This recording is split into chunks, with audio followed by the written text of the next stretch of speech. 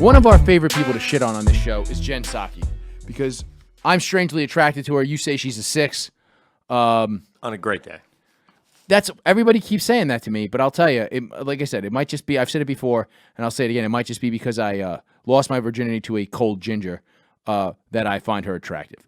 But she was on the news. Apparently, the government is working with Facebook on who to throw off for misinformation. And there's this whole thing about it. And then she comes, I sent you a video that came out after she did the press release for the whole thing where she's going, yeah, like we're working hand in hand with Facebook to figure out who we should throw off Facebook for misinformation. Which, now this is the government, the same side of the government that had been saying for fucking a year and a half that the lab leak thing had no legs, and then it had legs. Not to wear masks, and then to wear masks. All this fucking shit that they've been spreading misinformation on. And then fucking the vaccines are fine. The vaccines are not. Who needs them? The fucking dude, the narrative changed so much from government and from like local government, small government during COVID.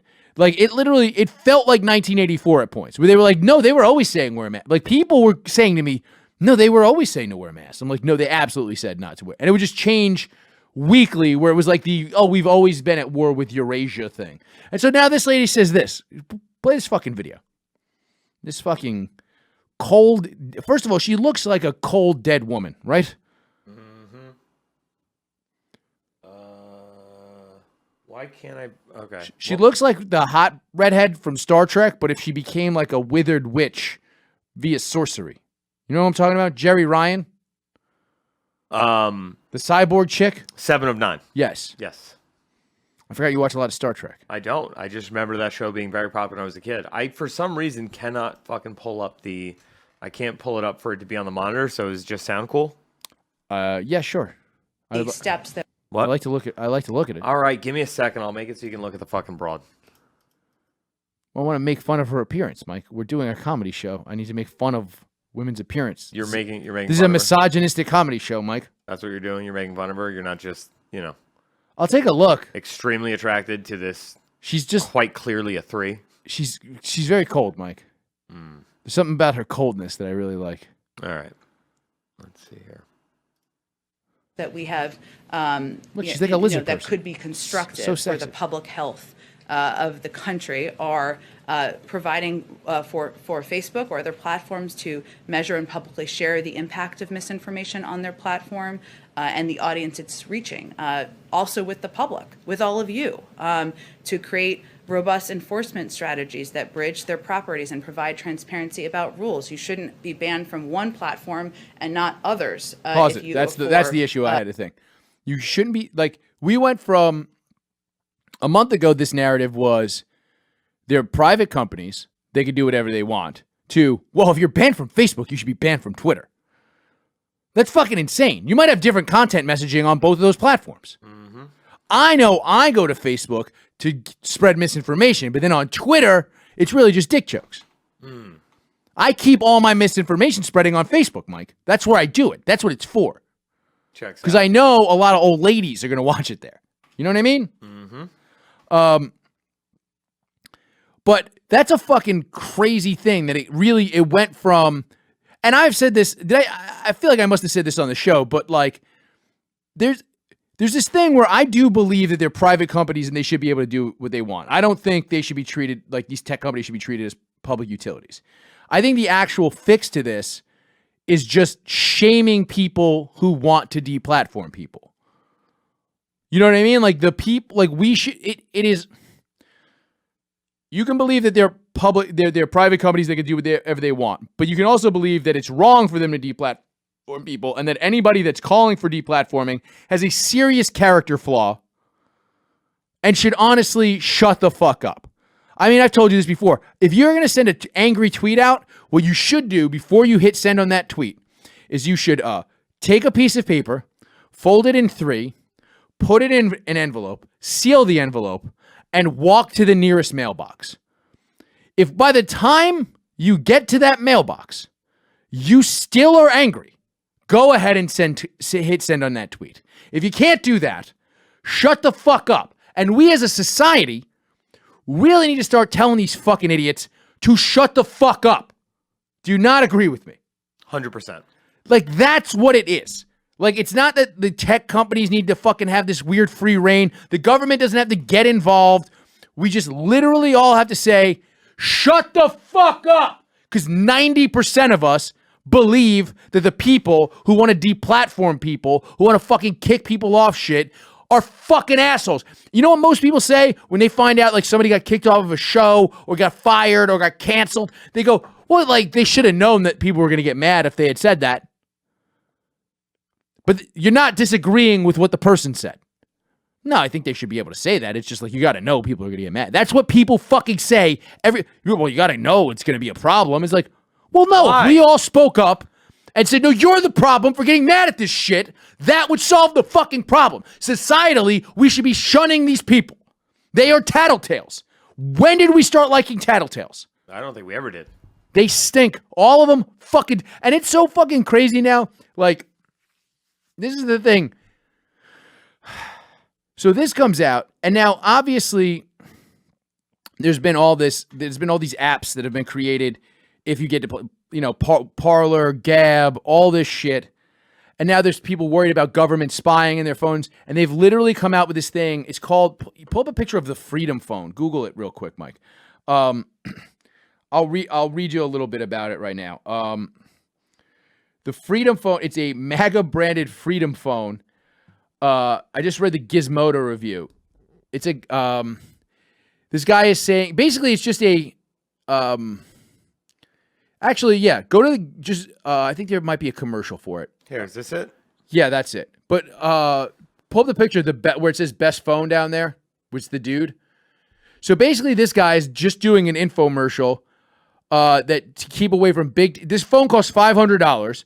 It claims to offer conservatives a way to be free of big tech spying and censorship, though it's radically vague on the details. Like a random handgun, the phone should be treated as if it were loaded and dangerous because we simply don't know what's in the chamber. This is what Gizmodo says. But apparently it's just a bastardization That's so corny. Yeah, it's very corny. But it's just a bastardization of the Android OS, which is less secure than Apple OS, even though I use it. And it's called Freedom OS, which pretty retarded. And it's such a it comes loaded up with an app store. First of all, the app store is called Patriapp. What? Oh, you have it here? What is going on? Oh, yeah, we'll get to that in a minute. Didn't realize that was on the screen. My bad. So yeah, so this phone has all these apps in it already, and it's got our boys DuckDuckGo, Signal's preloaded on it, Parler's preloaded on it, something called Brave, which I don't know what that is. What is Brave? Do you know? Looking it up right now. Oh, it's a different web browser. Okay, it's a different secure browser. Oh, it's got a lion on it. Ooh, scary. So apparently the guy is a crypto millionaire who's also like kind of a huckster who designed this shit. Checks out. Yeah. I think it's just. Do you remember the Jitterbug phone? Mm-hmm. Let's watch the commercial for the Jitterbug phone, which was the phone for seniors. That's all this is. This is just a phone for scared senior citizens. This is like, remember when they would come out with the stories about how ecstasy put holes in your brain? Yeah, that's not And then true. your mom would be like, ecstasy puts holes in your brain. You know what I'm saying? Is that not true? I always thought that was true. Yeah. Do you know how much ecstasy you would have to eat to put a hole in your brain? No. Tell me how much. I think for mice, it was like grams and grams, which is a lot for a mouse. So probably pounds for you. I mean, getting there 1 gram at a time. You're eating a gram of Molly at a time? Maybe. You don't know what I do. That's a lot of Molly. I need to be really happy. I'm thinking you're doing 0.2s at best. All right. That's fair. You Still a high dose, Mike. Are you ready for this Jitterbug commercial? Yeah, let's watch the Jitterbug commercial for the old people. If you don't remember this. This holiday season, complicated is out. Simple is in. Jitterbug. Everything about Jitterbug is simple. It has a comfortable keypad, a bright screen, a powerful speaker. It even eliminates background noise. And no one else gives such personal service. Jitterbug is the friendly cell phone experience you've been waiting for. I'd be happy to place that call for you, Mrs. Kelly. Ooh, child. Okay, Mrs. Davis, I'll add that name to your phone list. We're here to help 24 hours a day. With nationwide service and affordable plans, Jitterbug is the perfect gift this holiday season. Service starts at just $10 a month. Jitterbug is available at Best Buy, There you go. CVS Pharmacy, and You could cut that. But isn't it funny how so we agree that the Freedom Phone is really just being marketed to the same people the Jitterbug was marketed to.